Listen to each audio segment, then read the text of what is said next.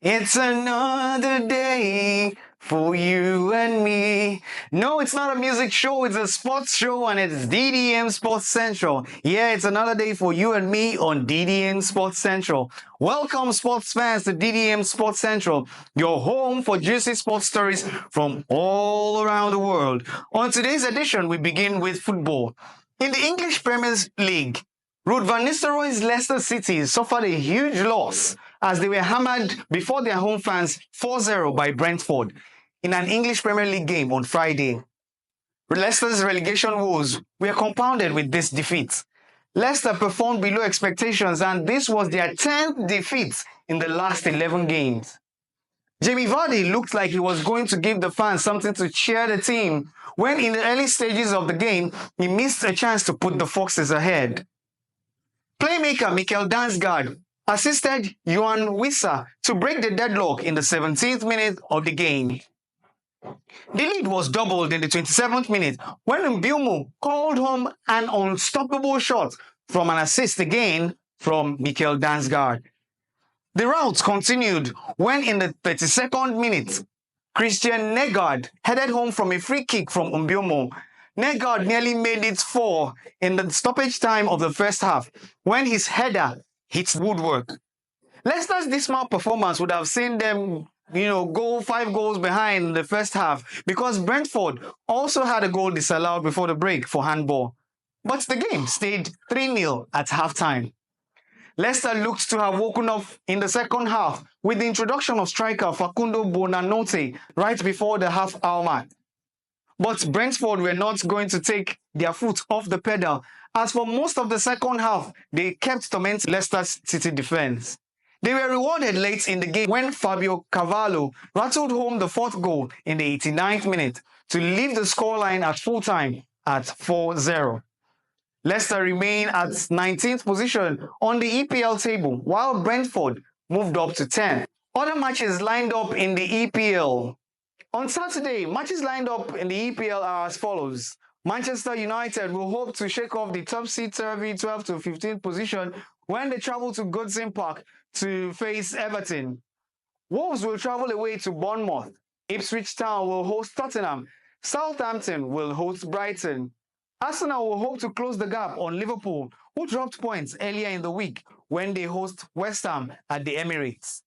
Fulham will host Crystal Palace. Aston Villa will host Chelsea. Newcastle will hope to erase the disappointment of the 4-0 defeat they suffered to Man City when they faced Nottingham Forest at home. On Sunday, Man City will hope to continue their winning runs in the EPL when they host current league leaders, Liverpool.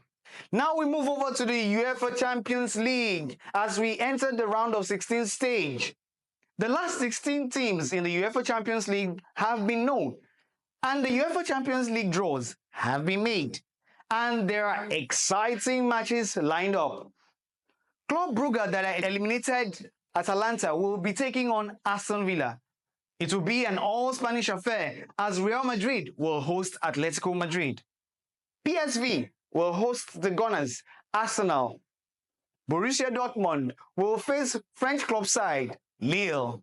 Feyenoord will take on Inter Milan. Bayern Munich, who had a narrow escape in their last game against Celtic, will take on fellow German side, Bayer Leverkusen. Benfica will take on high-flying Barcelona. And PSG will host Liverpool.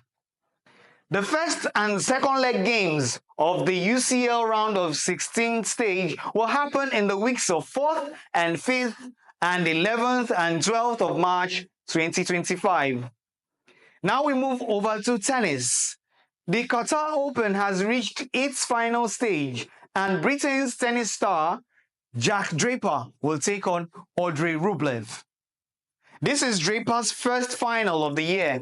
He got to this stage after beating Jiri Lehecka in 3 sets at the ATP 500 tournament. Lehecka, who caused a big upset by beating Carlos Alcaraz in the previous round, had hoped he would be strong enough to take out Draper. But Draper seemed to have put his injury woes aside as he swept off Lehecka and gets set for his first trophy of the year. Draper had battled with a hip injury, which eventually forced him to retire in the fourth round match in the Australian Open game against Carlos Alcaraz. In the quarterfinals in Doha, Draper had defeated Matteo Berrettini, but was startled in the opening set of the semi-finals, which he lost to Jiri Lehecka. Draper then took the second set and from then on looked much in control as he won the game 3-6, 7-6, 6-3. Now we come home to the MPFL. There will be no MPFL games this weekend until Wednesday, 26th February 2025.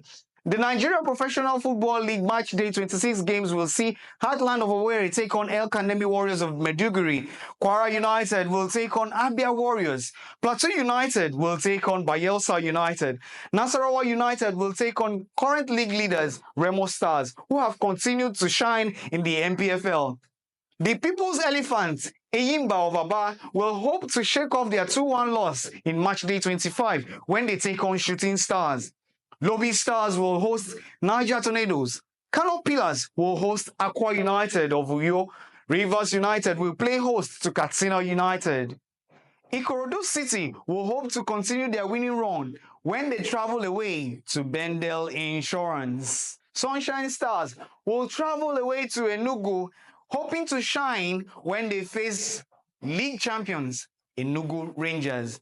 Now to the National Sports Festival Zonal Ball Games qualifiers. The Director General of the Lagos State Sports Commission, Leko Fatodu, has assured athletes of improved welfare and high-quality training as the 2025 National Sports Festival Southwest Zonal Eliminations Ball Games in Ibadan, Oyo State, draws close. These statements he made when he paid a visit to the Team Lagos camp at Bishop Akinode Hostel, Igbo Igunu, Bariga, where the athletes are gearing up to compete for slots in the Southwest region. 4 teams, Lagos, Oyo, Ekiti, Osun, and of course, Ondo, will slug it out in 8 ball games. Football, hockey, cricket, abula, beach volleyball, basketball, volleyball, and handball. This will happen at 2 designated venues, the Ilaji Sports Resort Center, Akora, and the state-owned Adamasingba Stadium, Ibadan. Fatodu emphasized that the Lagos State Sports Commission, with the backing of the state government, is fully prepared for the 2025 National Sports Festival Zonal Eliminations. He further charged the Lagos athletes to improve their performances, follow instructions, and make the state proud in the qualifiers. And with that sports story, we come to the end of today's edition of DDM Sports Central. We hope you enjoyed all that we brought to you. But please do not forget to like, share, comment, and most importantly, subscribe to our YouTube channel at Diaspora Digital Media, where you'll see many other packages which we have laid out for you for your viewing pleasure. Until I come your way next time, I remain your host with the Sparks, Ugochukwu. Do have a lovely and sporty day ahead. Bye for now.